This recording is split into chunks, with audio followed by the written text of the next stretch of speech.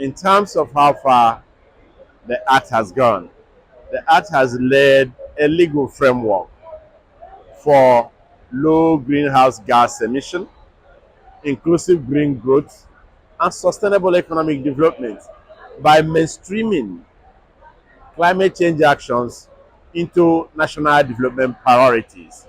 That's like a guide, towards the implementation of the act.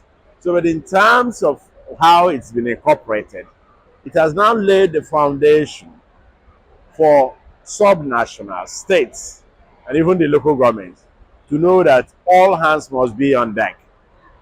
And I can explain this further. States are already doing their local uh, climate change governance framework, which they are using to be able to prepare, you know, for climate actions within their states, and are cascading that down to the local governments.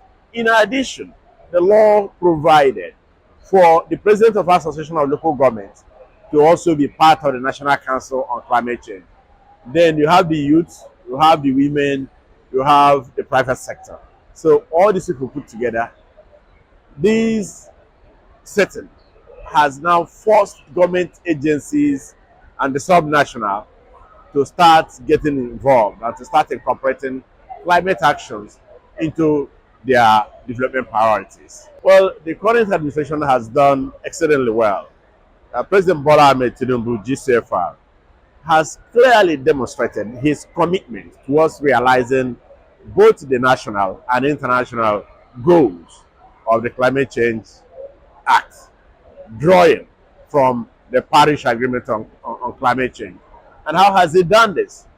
He did this by, in 2023 November, when he presented his budget, his first budget, inaugural budget, before the National Assembly. He set out on paragraphs 23, 24, 25 on what he actually expected, and I know he still expects the government officials to be able to get out of climate change. Now, while we are fighting climate change, we can also use it as an opportunity to attract investment. These were clearly stated in his, inaugural budget speech. But he didn't stop there. He led the delegation to Dubai and participated in high-level government meetings of heads of government and all that, and went as far as initiating the Nigerian Carbon Market Committee, where he appointed Zach Adedeji of FIRS, and then Dr. Salisu, who was then Director General of National Council on Climate Change, as co-chairman. That is what has today metamorphosed into the Nigerian National Carbon Market Framework. So you can see that action there. In addition, this president has called the second National Council on Climate Change meeting. And you know that Section 5, Subsection 1 of the law states that if it's not there, then his vice president can chair. And that's what happened on the 31st of October. And from there, very far-reaching pronouncements were made by the president. For instance, one, he announced the Nigerian Carbon Market Framework. Two, he also approved the operationalization of the Climate Change Fund, which he provided for in Section 15 of the Act.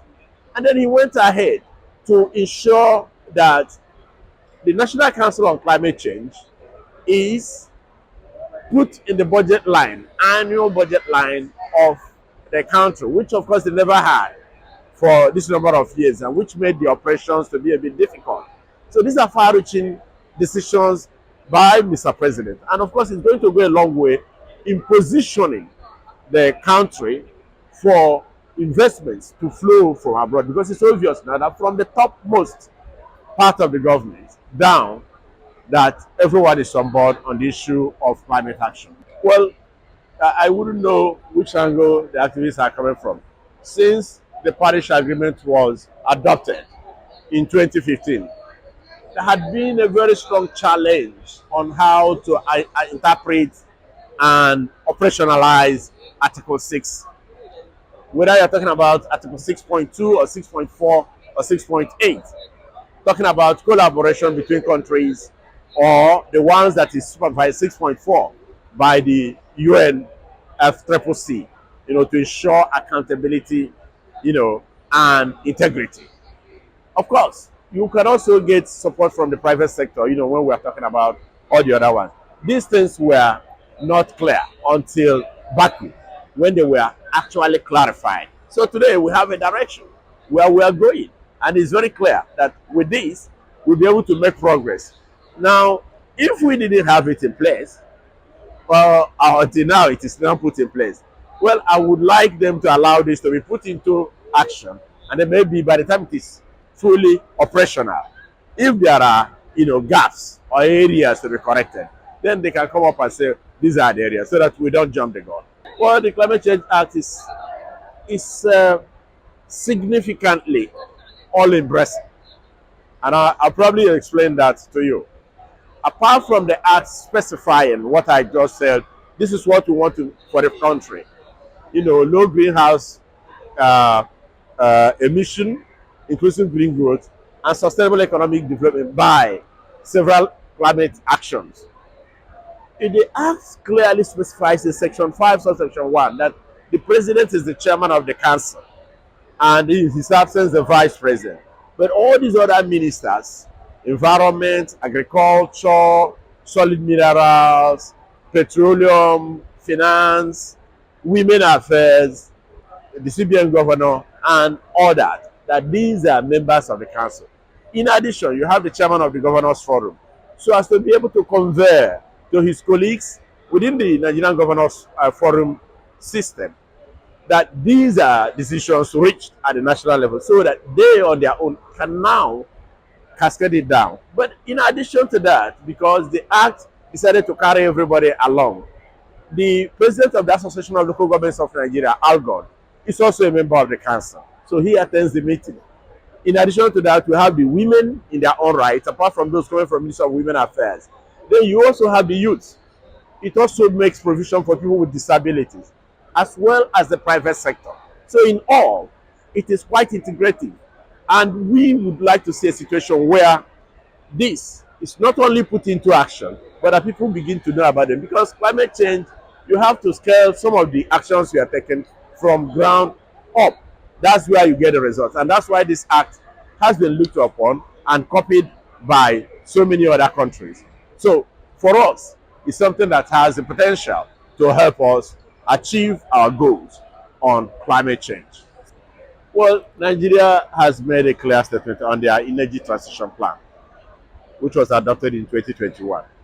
Now, if you're talking about clean energy transition, I will also help you by saying that if you go to the Electricity Act 2023, I think section 164 down, you would find clear provisions on renewable energy to enable us, off grid and all that, to enable us serve underserved and unserved areas.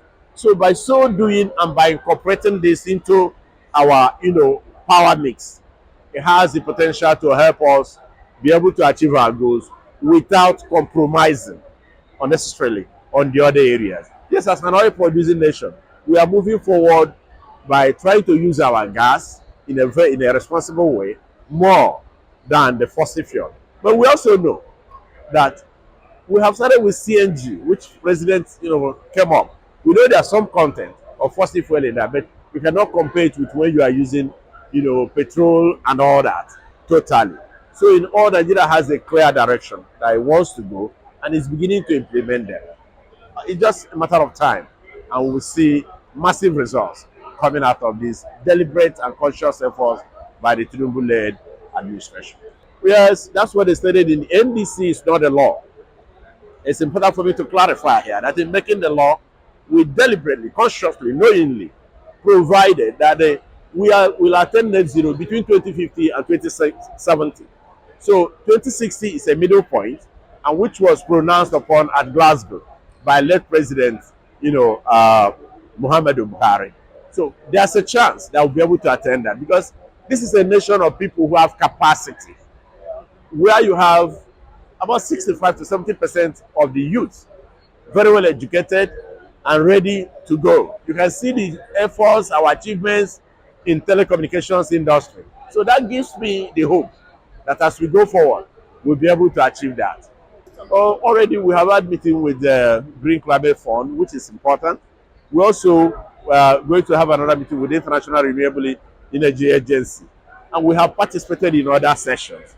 So, as a matter of fact, we are so focused and engaged.